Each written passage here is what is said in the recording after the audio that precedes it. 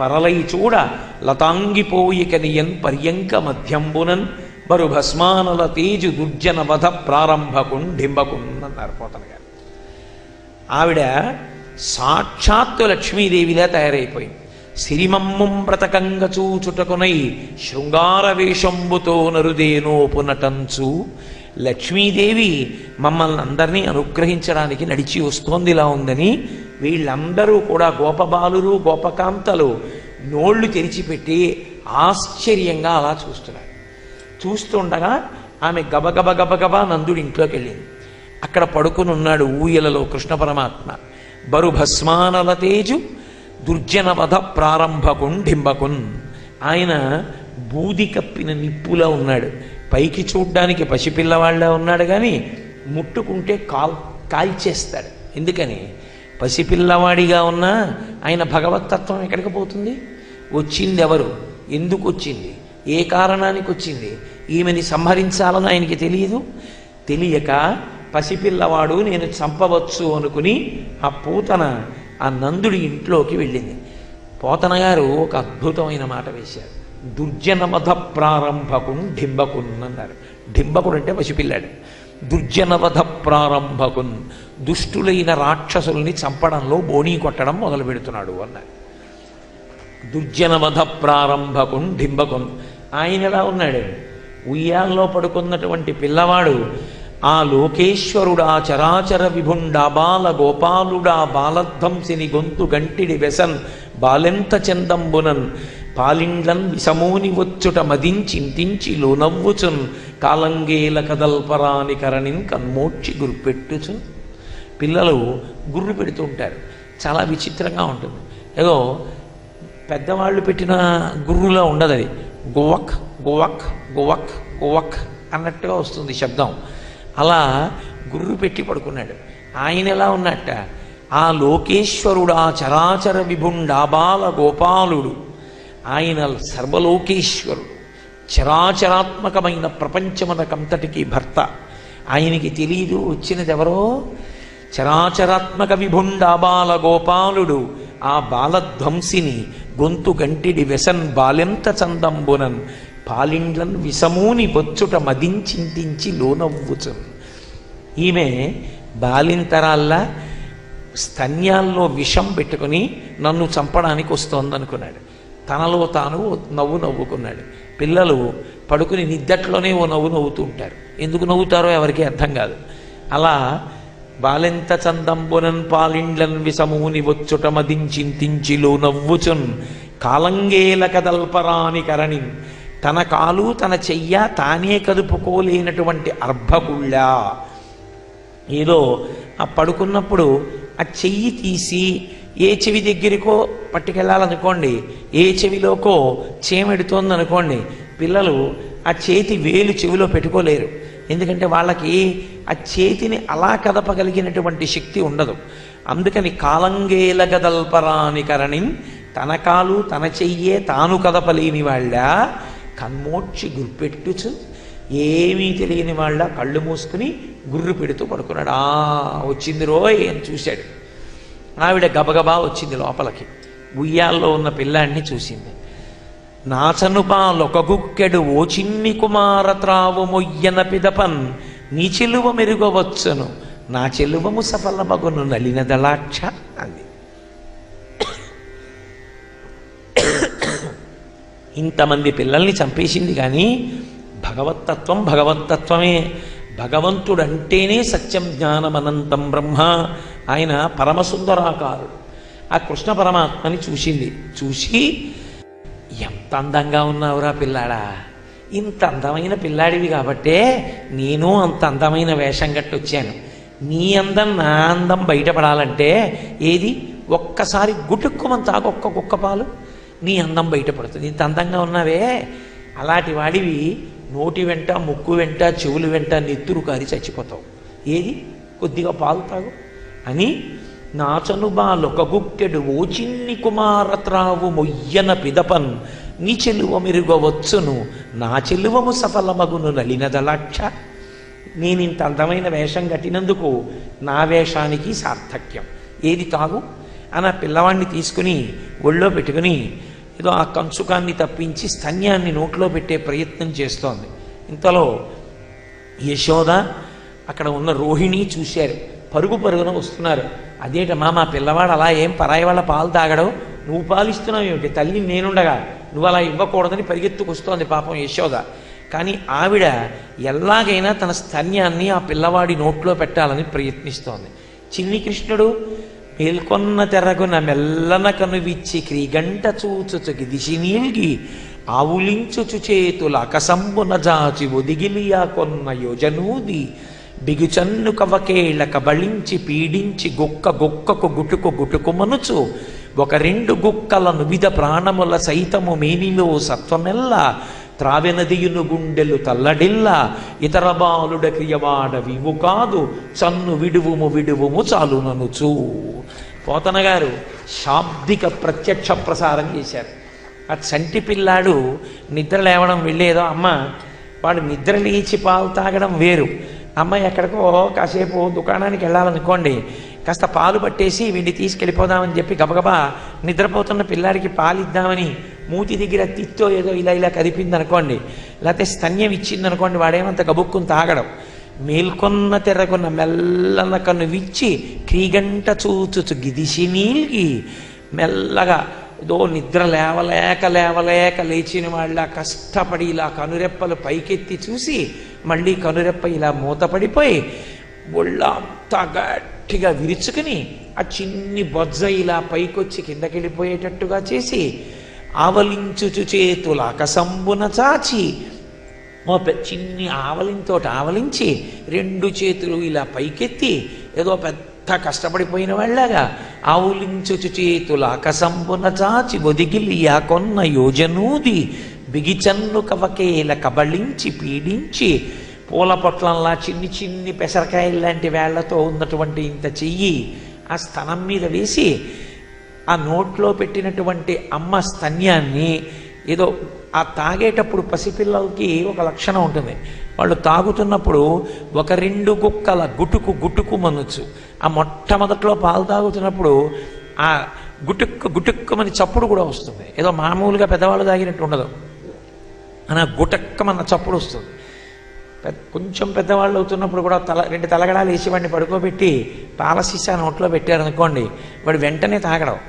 అది ఇలా నోట్లో పెట్టుకుని ఒకసారి ఇలా తిప్పి తల ఇలా తిప్పి ఆ తిత్తి అటు ఇటు వెళ్ళిపోతుంటే అమ్మవాడి బుర్ర పట్టుకుని ముందు పాలు తాగరా చూసావులే ఇల్లు అని ఒకసారి నోట్లో పెడితే అప్పుడు గుటుక్కుమని చప్పుడు చేస్తూ కళ్ళు తిప్పుకుంటూ తాగుతారు పిల్లలు. పాలు తాగడం అంత అందంగా ఉంటుంది. కాబట్టి గుట్టుకు మనుచు ఒక రెండు గుక్కలను విధ ప్రాణముల సైతము మేనిలో సత్వమెల్లా గుటుక్కుమంటూ ఆవిడ పాలు తాగినట్టుగా ఆవిడ స్తన్యంలోని పాలని విషాన్ని ఆవిడ ప్రాణాలని కూడా లాగేశాడు. ఒక రెండు గుక్కలను విధ ప్రాణముల సైతము మేనిలో సత్వమెల్లా ఆవిడ శరీరంలో ఉన్న శక్తినంతటిని లాగేశాడు. త్రావె నదియును గుండెలు తల్లడిల్లా, ప్రాణాలు పోతుంటే దాని గుండెలు తల్లడిల్లిపోయి చన్ను విడువుము చాలుననుచు. అయ్య బాబోయ్ ఎంతోమంది పిల్లల్ని చూశాను కానీ ఇదేం పిల్లాడివిరా నాయన, అందరినీ నే చంపితే నువ్వు నన్ను చంపేటట్టున్నావు, వదిలేయి అంటోంది ఆవిడ. పట్టి విడువరాదు నా చేయి, పట్టుకుంటే ఆయన వదిలిపెడతాడా? రెండు గుక్కల్లో తాగేశాడు. తాగేసేటప్పటికీ చనిపోయే ముందు నిజస్వరూపం వచ్చేస్తుంది రాక్షసులకి. కాబట్టి దారుణ లంగల దంతదండంబులు నగగహ్వరము బోలు నాసికయును గండశైలాకృతి కలకు చెయుగమును విరిసి తూలెడు పల్ల వెంట్రుకలును చీకటి నూతుల జనయునేత్రంబులు పెనుదిబ్బ పూలెడు పెద్ద పిరుదు జాగుకట్టల బోలు చరణోరుహస్తంబు వంకిన చెరువుతో నెనయు కడుపు కలికి షట్కోశ దీర్ఘమైక దిశ చూడ భయదమగుదాని కళేబరము చూచి గోపీజనంబులు గుమికూడి బెగడుచుండిరి మనమున బెదరు కదిరి. ఆవిడ నిజస్వరూపం వచ్చి పడిపోయింది. దారుణలాంగల దంతదండంబులు, నాగేటి చాలంటారు.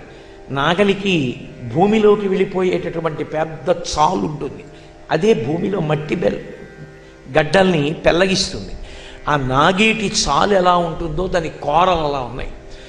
కాబట్టి దారుణలంగల దంతదండంబులు నగగహ్వరము బోలు నాసికయును, పర్వతంలో ఉన్నటువంటి గుహలు ఎలా ఉంటాయో ఆవిడ ముక్కులుకున్నటువంటి కన్నాలు అలా ఉన్నాయి. నగగహ్వరము బోవులు నాసికయ్యును గండశైలాకృతి కలకుచయుగమును విరిసితూలెడు పల్ల వెంట్రుకలును. గండశైలాకృతి అంటే పెద్ద బండ రాయి ఎలా ఉంటుందో ఆమె యొక్క స్తనములు అలా ఉన్నాయి. గండశైలాకృతి కల కుచయుగమును విరిసితూలెడు పల్ల వెంట్రుకలను, పెద్ద పెద్ద పొదలు ఎలా ఉంటాయో చల్లుకుపోయినటువంటి ఆవిడ జుట్టు అలా ఉంది. చీకటి నూతుల జనయు నేత్రంబులు, చీకటి నూతులు అని ఉంటాయి లోకంలో, వాటిలో నీళ్లుంటాయి కానీ ఇలా చూస్తే ఆ నీళ్ళేం కనపడవు. ఆ బకెట్ అలా వదులుకుంటూ వెళ్ళిపోవడమే తాడట్టుగా. ఆఖరికి పైన ఇంత తాడు కట్ట ఉంటుంది, ఆ కట్టంతా అయిపోతుంది, చాద లోపలికి వెళ్ళిందని గుర్తు. ఒకసారి ఇలా ఇలా ఆడిస్తారు, ఆడిస్తే బహుశా నీళ్ళు ఎక్కాయని గుర్తు, చప్పుడు కూడా ఏం వినపడదు. మళ్ళీ ఇంత తాడు లాగుతారు, లాగితే అప్పుడు బయటికి వచ్చినటువంటి ఆ బొక్కెన్లో కాసి నీళ్లు కనపడతాయి. చీకటి నూతులు అంటారు, అవి కనపడవు ఆ నూతులు. నేను నా పెళ్ళైన కొత్తల్లో నా భార్య పెద్దాపురంలో ఉంటే ఆ పెద్దాపురంలో కాపురం ఉన్న కొన్నాళ్ళు అక్కడ ఉండేది చీకటి నుయ్యి, పంపు వచ్చేది కాదు. ఆ తాడు లాగలేక స్నానానికి ఒక్క బకెట్ నీళ్లు తోడుకోవాలంటే బకెట్కి తాడు పట్టుకుని బకెట్ వెళ్ళిపోయేంత వరకు తాడు వదిలేసి గానుగెద్దుని పిలిచినట్టు నన్ను పిలిచి, అంటే పాపం మంచిది సుమండి మామూలుగా అంటున్నాను, పిలిచి అయ్యా మీరు ఈ తాడు పట్టుకుని వెళ్ళిపోండి అనేది. గిలక మీద ఆ తాడు ఇలా పట్టుకుని నేను ప్రయాణం చేసి అలా తోటలో ముందుకు పోయేవాడిని. పోయిన తర్వాత ఆగండి అంటే అప్పుడు గిలక దగ్గరికి బకెట్ వచ్చేది, అప్పుడు అందులో నీళ్లు తీసి ఓ బకెట్టు పోసుకుంటే అప్పుడు స్నానం చేసేవాళ్ళం. చీకటి నూతుల జనయు నేత్రంబులు, వాటిని చీకటి నూతులు అంటారు. చీకటి నూతులు ఎలా ఉంటాయో పూతన యొక్క కళ్ళు అలా ఉన్నాయి.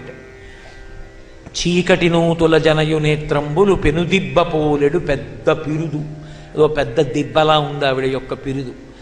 అలా అంకిన చెరువుతో నెనయు కడుపు, ఓ చెరువు ఎండిపోతే ఎలా ఉంటుందో ఆవిడ కడుపు అలా ఉంది. అంకిన చెరువుతో నెనయు కడుపు కలిగి షట్క్రోశ దీర్ఘమై కదిసి చూడా. షట్క్రోశములంటే 13 కిలోమీటర్ల దూరం, 13 కిలోమీటర్ల దూరం పడిపోయింది ఆవిడ యొక్క శరీరం. షట్క్రోశ దీర్ఘమై కదిసి చూడ భయదమగుదాని కళేబరము చూచి గోపగోపీ జనంబులు గుమికూడి బెగడుచుండిరి మనమున బెదరు కదిరి. ఆ గోపకాంతలు ఆ గోపాల బాలురు చుట్టూ చేరి మనసులో బెగిడిపోతున్నారు. అయ్య బాబోయ్ ఏమిటి పూతనేమిటి, ఈ శరీరం ఏమిటి, రాక్షస ఏమిటి, ఏదో లక్ష్మీదేవిలా వేషం కట్టొచ్చింది అని. పాపం ఆ యశోద, ఆ రోహిణి, ఆ గోపకాంతలు, అంత పెద్ద శరీరం, చిన్ని కృష్ణుడు నిన్న కాక మొన్న పుట్టాడు, ఈ పిల్లాడు ఎక్కడ పడిపోయాడో ఏమైపోయాడో అని బెంగ పెట్టుకుని వాళ్ళందరూ కూడా ఆ పిల్లాడిని ఎతుకుతున్నారు. నేలంగూలిల మీటి పెన్నురముపై నిర్భీతి క్రీడించవో బాలారమ్మని మూపు చేర్చుకొని సంస్పర్శించి ఆరార్చుచున్ గోలాంగూలము తిప్పి గోరదములం చల్లించి గోమూత్రమున్ చల్లి తద్బాలాంగంబుల గోమయంబలదిరా 12 నామంబులన్. ఆ పిల్లవాడిని ఆఖరికి ఆ శరీరం మీద పరిగెత్తారు. ఎక్కడో చోట చక్కగా పడుకుని ఆడుకుంటున్నాడు. అయ్య పిల్లాడా, ఇంత పెద్ద శరీరం మీద ఇలా పడున్నావా అని ఆ పిల్లాడిని తీసుకుని భుజం మీద వేసుకుని ఆ గోశాల దగ్గరికి వెళ్ళి ఆ పిల్లవాడిని ఆ గోవు యొక్క తోక ఒక చేత్తో పట్టుకుని ఆ పిల్లాడి చుట్టూ ఆ తోక తిప్పి పిల్లలకి పట్టుకున్నటువంటి జడుపు దుష్టగ్రహాలు విడిచిపెట్టేస్తాయి ఆవు తోక తిప్పితే పిల్లలకి. కాబట్టి గోలాంగూలము తిప్పి గోరజములం చల్లించి, అంటే గోశాలలో ఉన్నటువంటి ధూళి కాస్త గోధూళి తీసి ఆ పిల్లాడి మీద చల్లి, ఆ గోమూత్రమును చల్లి, ఆ గోవు యొక్క మూత్రాన్ని ఆయన ఒంటి మీద చల్లి గోమయం బలదిరా, ఆ ఆవు పేడ తీసి ఆ పిల్లవాడి ఒంటి మీద, ఆ చిన్ని భుజాల మీద, చిన్ని చేతుల మీద, కాళ్ళ మీద, తొడల మీద, మోకాళ్ళ మీద, పాదాల మీద, శిరస్సు మీద, కన్నుల మీద పెట్టి ఒక్కొక్క అవయవానికి ఒక్కొక్క రక్ష పెట్టారు. దేంతో? ఆయన నామాలతోటి. ఆ 12 నామంబులన్ కేశవ, నారాయణ, గోవింద, విష్ణు, మధుసూదన, త్రివిక్రమ, వామన ఇలాంటి నామాలతో ఆయనకి రక్ష పెట్టారు. ఎవరు ఆ 12 నామాలు ఉన్నవాడు? ఆయనే. వాళ్ళకి తెలుసా? తెలియదు. అది వాళ్ళు చేసుకున్న అదృష్టం. కాబట్టి ఇప్పుడు ఆ పూతనా సంహారం అయిపోయింది. ఆ పిల్లవాడికి ఆ గోలాంగూలము తిప్పి గోమూత్రము జల్లి గోరజము జల్లి ఆ పిల్లవాడికి దిష్టి తీశారు, రక్ష కట్టారు, తీసుకెళ్లారు, పడుకోబెట్టారు. నందుడు మధురానగరంలో ఉన్నటువంటి కంసుడికి కప్పం కట్టి వసుదేవుడితో కలిసి కొంతసేపు మాట్లాడి ఇద్దరు మిత్రులు తిరిగి వచ్చేస్తున్నాడు. వసుదేవుడు చెప్పాడు, నందవ్రజంలో ఉత్పాతాలు వస్తాయి, తొందరగా వెళ్ళమన్నాడు. గబగబా తిరిగి వస్తున్నాడు. వస్తూ ఉంటే చూశాడు, దారికి అడ్డంగా 13 కిలోమీటర్ల మేర పడిపోయింది శరీరం. అయ్య బాబోయ్, ఎంత పెద్ద శరీరం పడిపోయిందోనని గొడ్డళ్ళు తీసుకొచ్చి రంపాలు తీసుకొచ్చి ఆ శరీరాన్ని ముక్కల ముక్కలుగా కోసేశారు. కోసేసి పూతనా శరీరాన్నంతటినీ ఓ కుప్పగా వేసి దాని మీద ఎండు కర్రలు పేర్చి ఇంధనం వేసి దహన సంస్కారం చేశారు. అది కాలిపోతుందని. చిత్రం ఏమిటంటే ఆ పూతనా శరీరం కాలిపోతున్నప్పుడు దుర్వాసన వస్తుంది, రాక్షసి కదానని వీళ్ళు ఉత్తరీయం ముక్కుకు అడ్డం పెట్టుకుని వెళ్ళిపోతున్నారు. రగిలి రగిలి పొగులు మగవదేహము నుండి అగరు పరిమళముల పొగలు వెడలే దేహకల్మషములు శ్రీహరి ముఖమున త్రావబడుట చేసి భూవరీణ్య. ఆవిడ శరీరం కాలిపోతుంటే అగరవత్తులు వెలుగుతున్న వాసన వస్తున్నాయి, సువాసనలు. ఎందుచేత ఆవిడ శరీరంలో ఉన్నటువంటి సమస్తమైన కల్మషములను కూడా సాక్షాత్ పరిపూర్ణ అవతారమైనటువంటి పరబ్రహ్మము కృష్ణ పరమాత్మ 2 గుక్కల రూపంలో తాగేశాడు. ఆయన తాగిన కారణం చేత ఆమె పూతన పాపము లేనిదైపోయింది. ఆమె పాపము లేనిదై మోక్షస్థితిని పొందింది. పోతన గారు అన్నారు, ఇంత చిన్న పిల్లవాడు కదా, ఈ పిల్లవాడు అంత పెద్ద రాక్షసిని ఎలా చంపాడు అని అనుకుంటున్నారా? విషధరరిపు గమనునికిని విషగళసకు నునికి విమల విషసయ్యనునికిన్ విషభవ భవ జనకునికిని విషకుచను విషము కొనుట విషమే తలపన్ అన్నారు. ఆయన ఎవరు? ఆ కృష్ణ పరమాత్మ. విషధరరిపు గమనునికిని, విషమును ధరించినటువంటివి పాములు. ఆ పాములకు రిపు అంటే శత్రువు, పాములకు శత్రువు గరుత్మంతుడు. ఆ గరుత్మంతుడి మీద ఎగిరి వెళ్ళేటటువంటి శ్రీ మహావిష్ణువుకి విషధరరిపు గమనునికి విషగళసకునునికి కంఠంలో విషం ఉంచుకున్నటువంటి వాడు పరమశివుడు. ఆ పరమశివుడికి చెలికాడు, మంచి స్నేహితుడు శ్రీ మహావిష్ణువు. వాళ్ళిద్దరి మధ్య భేదమేమి ఉండదు. ఆయన ఎందుకు పెట్టుకున్నాడు కంఠంలో విషం? ఆయనకేం సరదా కాదు. పూతన స్తన్యంలో విషం పెట్టుకున్నట్టు పరమశివుడేం గళంలో విషం పెట్టుకుని ఉత్తినే కూర్చోడు. ఆయన ఎందుకు విషం పెట్టుకున్నాడు అంటే, క్షీరసాగర మథనం చేసినప్పుడు వచ్చినటువంటి హాలాహల జ్వాలల చేత లోకాలన్నీ తగలబడిపోతాయని రక్షించడానికి ఆయన ఆ రోజున దేవతలు ప్రార్థన చేస్తే తన చుట్టూ చొరసంగములు జయ జయధ్వానంబులన్ బొబ్బిడన్ ఘనగంభీర రమంబుతో శివుడు లోకద్రోహి హుంపోకు పొమ్మని కింగేల తెమల్చి కూర్చి కడిగా నంకించి జంబూపలంబున మహావిషమునాహారించే హేలాగతిన్ కదలంబారవు పాప పేరు వడలన్ ఘర్మాంబుజాలంబు పుట్టదు నేత్రంబులు నెర్రబారవు నిజ జూటాచంద్రుడున్ కందడున్ వదనాంభోజము వాడదా విషము ఆహ్వానించుచో డాయిచో పదిలంబై కడిచేయుచో దిగుచుచో భక్షించుచో మింగుచో. లోకాలన్నింటినీ కాల్చినటువంటి హాలాహలానికి ఎదురెళ్ళి ఆ హాలాహలాన్ని తీసుకుని ముద్ద చేసి నోట్లో పెట్టుకుని మింగితే కడుపులో ఉన్న లోకాలు కాలిపోతాయని, వదిలేస్తే పైలోకాలు కాలిపోతాయని, ఉదరము లోకంబులకును సదనంబకు టెరిగి చటుల విషాగ్నిన్ కుదురు కొనెకంఠ పిలమున పదిరంబుగ నిలిపే సూక్ష్మ ఫలరసము క్రియన్. పరమశివుడు కంఠంలో హాలాహలాన్ని ధరించి లోకములకు ఉపకరించేవాణ్ణి అని చెప్పడానికి తెల్లటివాడు నల్లటి మచ్చ పొందాడు. మహాత్ములకు మచ్చ వచ్చినా లోకానికి ఉపకారం చేయడానికి అనడానికి గుర్తు పరమశివుడు. కాబట్టి కంఠంలో విషం ఉన్నటువంటి పరమశివుడు ఆయనకి చిలికాడు. విషధరరిపు గమనునికి విషగళసకొనునికి విమల విషశయనునికి, విమలమైనటువంటి అంటే మాలిన్యము లేనటువంటి జలమిన మీద పడుకునేటటువంటి అలవాటు ఉన్నటువంటి ఆ పాలసముద్రం మీద పడుకునేటటువంటి శ్రీ మహావిష్ణువు విమల విషశయనునికి విషభవ జనకునికి. విషములంటే నీళ్లు, భవ అంటే నీళ్లలోంచి పుట్టింది తామర పువ్వు, భవ తామర పువ్వులోంచి పుట్టినవాడు బ్రహ్మగారు. బ్రహ్మగారికి జనకుడు శ్రీ మహావిష్ణువు. విషభవ జనకునికి విషకుచను విషము కొనుట విషమే తలపన్. ఒక ఆడదాని స్తన్యంలో ఉన్న విషాన్ని తాగడం పెద్ద లెక్క, అందుకు తాగేశాడయా. అవలీలగా తాగేసి ఆ పూతనా సంహారం చేసేసాడు. చేసేస్తే ఇక్కడ ఒక విశేషం చెప్పారు.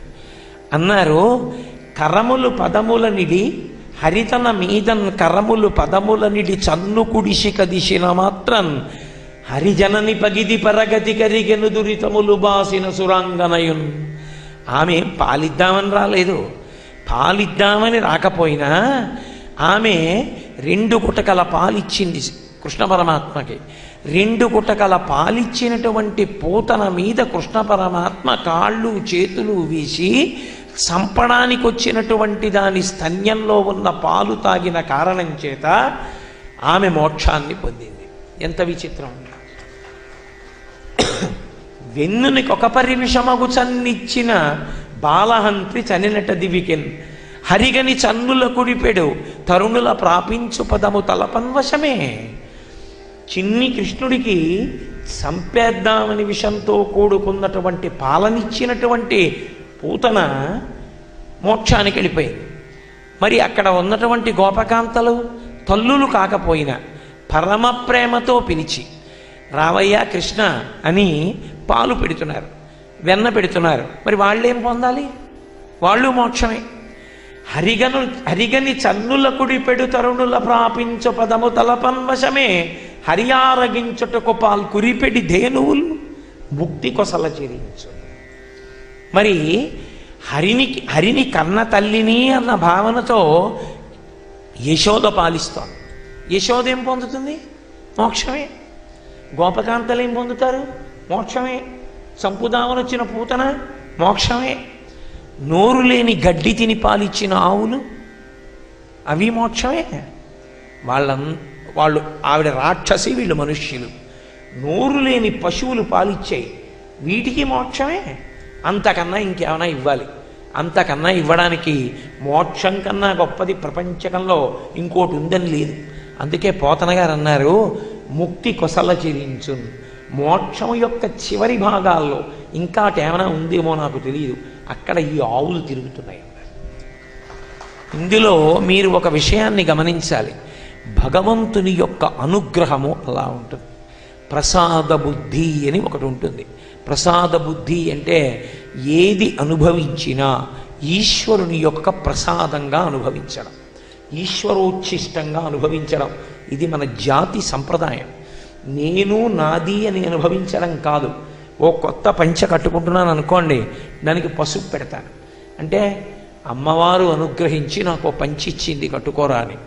నేను అన్నం తింటున్నాను అనుకోండి, నివేదన చేస్తాను, నైవేద్యం పెడతాను.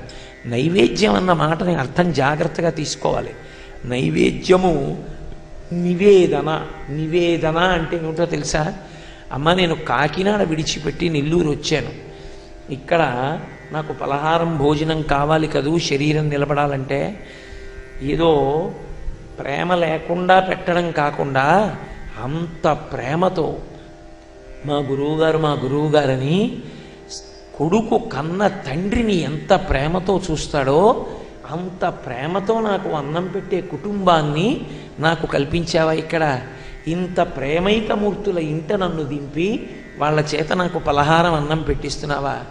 అమ్మా, నేను సాత్వికమైన ఆహారం తినకపోతే నిలబడలేనని ఇంత సాత్వికమైన ఆహారం నాకు వాళ్ళ చేత కల్పించావా? అమ్మా, నీకు నమస్కారం అని నేను పరదేవతకి చెప్పుకోవడమే నివేదన. జీవితంలో ఏది అనుభవించనివ్వండి, దాన్ని భగవంతుడికి నివేదన చెయ్యాలి. ఆ నివేదన చేస్తే ప్రసాదమైపోతుంది. పాములో ఉన్న విషాన్ని నేను పుచ్చుకున్నాను అనుకోండి, ప్రమాదం. వైద్యుడు శుద్ధి చేసి ఔషధంగా ఇచ్చాడు అనుకోండి, రోగం పోతుంది. భగవంతుడికి సమర్పించి తిన్నది ప్రసాదం అవుతుంది. అది అమృతత్వాన్ని ఇస్తుంది. ఏదైనా కూడా ఇది ఈశ్వరుడిది, ఈశ్వరోచ్ఛిష్టం. ఇల్లెవరిది? పరమేశ్వరుడిది. ఆయన ఉంటున్నాడు, నాకు ఇచ్చాడు. ఇందులో ఉండబోయే కోటేశ్వరరావు స్వగృహే అని సంకల్పం చెప్పుకో. ఎన్నాళ్ళు చెప్తావు వసతి గృహే అని? నువ్వు సొంత ఇల్లు అని చెప్పుకుంటే వినాలనుంది, అందుకు నీకు ఇల్లు ఇచ్చా, చెప్పుకో స్వగృహే అని. కాబట్టి నా స్వామి ఇల్లు, ఆయన ఇంట్లో నన్ను ఉంచాడు కొంతకాలం. భాగవతం నేనా చెప్పేది? నేను చెప్పగలనా? నా వల్ల అవుతుందా? పరమాత్మ, ఒరే కోటేశ్వరరావు, నీ చేత భాగవతం చెప్పించి నీ శరీరంలోంచి పలికించి గత జన్మలలో ఉన్న పాపాలని కాల్చేస్తాను రాని నా ముందు ఈ మైక్ ఎలా పలుకుతోందో అలా వాడు లోపల కూర్చుని పలుకుతున్నాడు కాబట్టి చెప్పగలుగుతున్నాను. కానీ లేకపోతే ఇంత జ్వరంతో కూర్చుని భాగవతం మీద ప్రవచనం చేయడం సాధ్యం అవుతుందా? కాబట్టి ఏదైనా పరమేశ్వరుని యొక్క అనుగ్రహమే. ఆ అనుగ్రహం లేకుండా మనం ఎక్కడ జీవిస్తాం? కాబట్టి ప్రసాద బుద్ధితో బ్రతుకుట, అదే అమృతత్వాన్ని ఇస్తుంది మనిషికి. ఆ అమృతత్వాన్ని ఇవ్వడానికి అది తెలిసి ఇచ్చిందా తెలియక ఇచ్చిందా సంబంధం లేదు. పూతన ఇచ్చినా, యశోద ఇచ్చినా, గోపకాంతలు ఇచ్చినా ఇవ్వడం అంటూ జరిగింది కాబట్టి ప్రసాదం. అందుకే పూతన, పాపములు నశించిపోయాయి అంతే. కాబట్టి మన జీవితంలో ప్రసాద బుద్ధితో మనం అనుభవించవలసినటువంటి విషయాన్ని నొక్కి చెప్తుంది మనకి భాగవతం.